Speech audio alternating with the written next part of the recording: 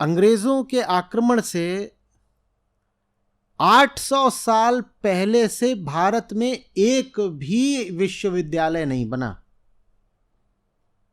एक भी।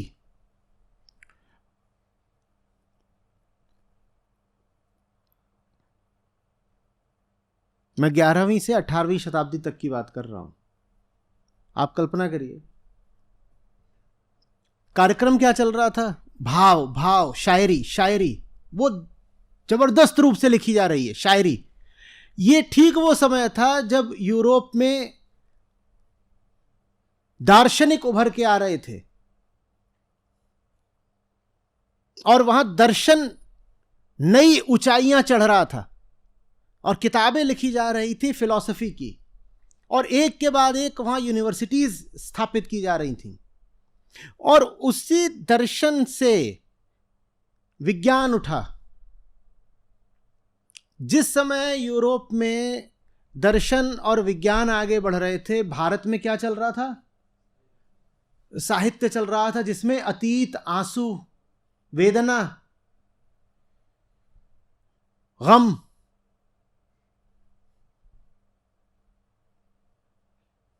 भाव भाव भाव। नतीजा सामने है। कितने अंग्रेज को लाए थे? ये तुम्हारा पूरा उपमहाद्वीप जीत लिया उन्होंने। कितने आए थे? कुल्लू कितने थे? मुट्ठी भर। 1 लाख भी नहीं थे, 50,000 भी नहीं थे। कैसे कर लिया उन्होंने? क्योंकि वो इतना ज्यादा अतीत और भावुकता में नहीं पड़े। आपसे कहूं कि किसी अंग्रेज की कल्पना करो जो बैठ करके 200 साल पुरानी बातें सोच रहा है और कह रहा वो भी क्या जमाने थे।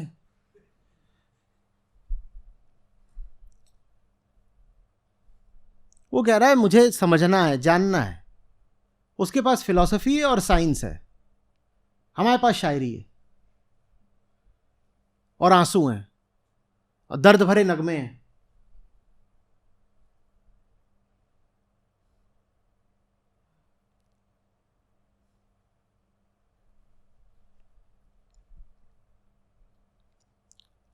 पश्चिम की बात कर रहा हूं तो जीसस के जीवन काल से एक वो लेख मिलता है कि वो जा रहे थे तो एक आदमी है, वो बैठ करके मछलियां पकड़ रहा है, जवान आदमी है, और पैगंबरों के साथ ये रहा है कि उनकी बात 3 वर्गों ने ही शुरू में ज्यादा सुनी है। एक जवान लोग, दूसरा स्त्रियां, तीसरा गुलाम। गुलाम तो अब होते नहीं, गुलामी की प्रथा मिट गई है, पर पहले ऐसा हमेशा हुआ है। यही 3 वर्ग हैं जो सबसे पहले बात सुनने को तैयार होते थे। एक जवान लोग, दूसरा महिलाएं, और तीसरा वो लोग जिनका समाज में शोषण होता रहता था, माने तब के गुलाम।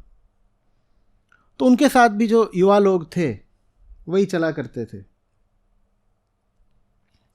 तो बैठा अपना ऐसे ही खाली, जिसे वेला बोलते हैं, क्या कर रहा है उसने? अपना डाल रखा है कि मछली फंसेगी।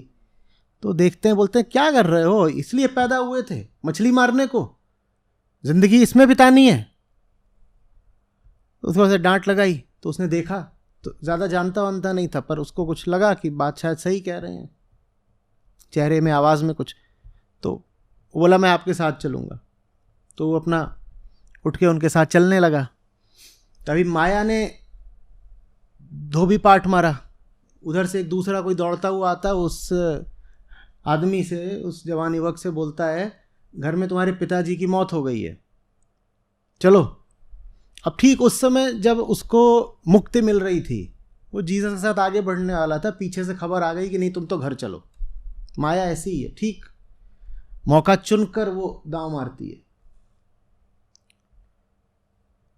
तो उसने जीसस की ओर देखा, बोला क्या करूं, पिताजी नहीं रहे, मुझे जाने दो। तो जीसस ने क्या बोला? Late the dead bury the dead. तुम मेरे साथ चलो।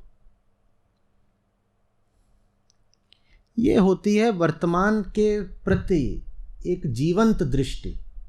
बोल रहे हैं कि जो चले गए ना, उनका संस्कार करने के लिए ऐसे बहुत बैठे हुए हैं जो खुद मुर्दा हैं। वो सब कर लेंगे, तुम्हें नया जीवन मिल रहा है, तुम इन पुराने चक्करों में मत फंसो, तुम चलो मेरे साथ। Late the dead bury the dead. Bharat कभी डेड पास्ट को बरी नहीं कर पाया। हम अतीत में जीते हैं, हर आदमी आज भी अतीत में जी रहा है। परंपरा परंपरा, रवायतें, पुरानी बातें, ये हो गया था फिर वो हो गया था।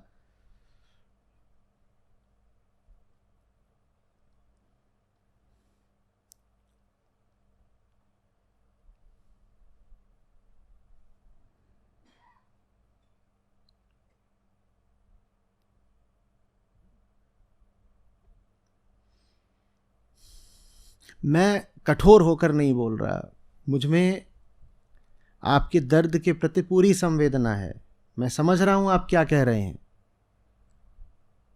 आप कष्ट से गुजरे हैं, मैं देख पा रहा हूं, और मैं बोल इसीलिए रहा हूं ताकि आप और कष्ट से न गुजरें। वर्तमान इतना सशक्त होना चाहिए, इतना गहरा, इतना प्यारा होना चाहिए। वर्तमान की चुनौतियों को स्वीकार करने का हौसला होना चाहिए। तब अतीत की छोटी मोटी बातें महत्वपूर्ण रह ही नहीं जाती। कैसे याद करोगे कल क्या हुआ? आज ही इतना सरस है, इतना चुनौती भरा है, इतना कुछ है अभी करने के लिए, ऐसे महान कर्तव्य स्वीकार कर लिए हैं। कैसे याद करूं कल क्या हुआ था? कैसे रोऊं? बीच बीच में अतीत कौंधता है, पर रोने की फुर्सत नहीं मिलती। या आंसू आते भी हैं तो उनको बहने देते हैं, काम करते रहते हैं। आंसुओं का काम है बहना, हमारा काम है काम करना। चाचा है, चाची है, मां है, बहन है, फूफा, ताऊ, जो भी हैं, अरे मुझे फुर्सत कहां है इनसे उलझने की? अड़ोसी पड़ोसी, ऊपर नीचे, ये करने के लिए पैदा हुए थे। तू मैं कर रहे हैं पड़ोसियों के साथ।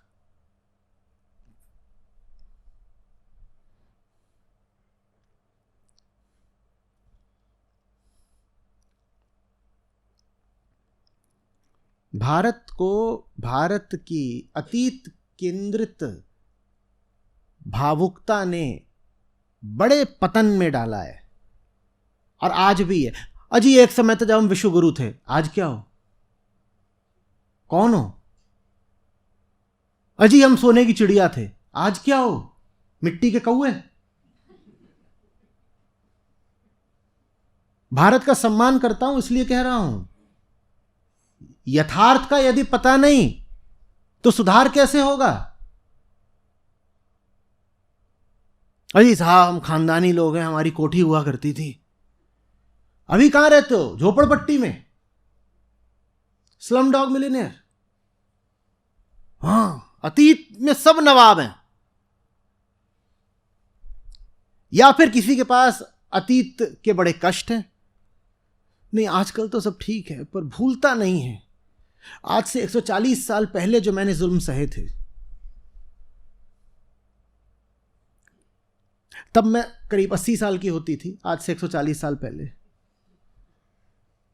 और मेरे परदादा, मेरा जो खास मेढक था, उसका यौन शोषण करते थे। और ये बात मेरे जहन से उतरती ही नहीं है।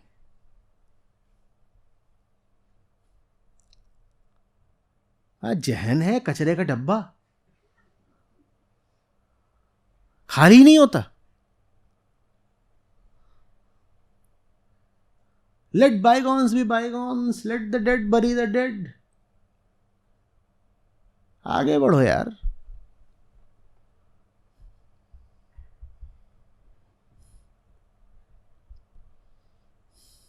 नहीं, यही है और कोई समाधान नहीं। बैठ।